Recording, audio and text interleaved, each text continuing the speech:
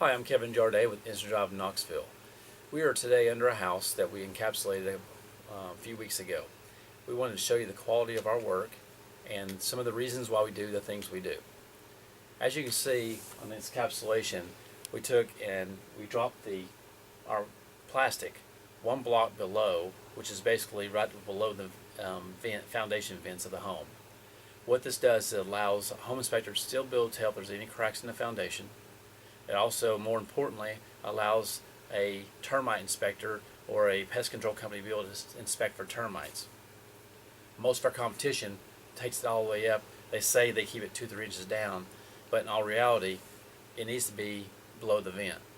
Now what happens is, if we get in a situation where water is coming above that, we will actually waterproof that block and force that water underneath our plastic.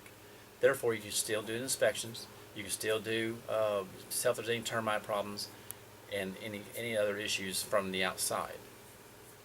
On our blocks, we take our block material, our material go up, and we encapsulate all of our block around the bottom right here. As you can see, there's absolutely no seams. As you can see, it's visible. We use a plastic that's very high quality plastic that actually bonds all the plastic together to where moisture cannot come through it. Now the whole point of doing this whole entire crawl space, this house here had lots of fungus. As you can see, we actually remediated all the mold in the house. We took and wiped it all down. Lots of times we have to take the insulation out. If the house is really old, really dirty, the mold will actually attach itself to the dirt. Now, the insulation basically is not a food source for mold. However, if it's really dirty and really nasty, the mold will actually grow on top of that. So therefore we have to remove the insulation a lot of times, but not every time. We wipe down the heat and air ducts. We wipe down everything that has to do that dirt or anything can settle on where mold can grow. So at this point, this house has been, we encapsulated this house about a week and a half ago, 2 weeks ago. We've had a dehumidifier running. We are at 54% humidity. Our dehumidifier, commercial dehumidifier, is set at 50%. That allows, it's only a full 4% difference. It will vary depending on how much it's raining, if it's dry outside or if it's not. Even though this is encapsulated, you still have a temperature difference from the outside to the inside, which automatically creates moisture.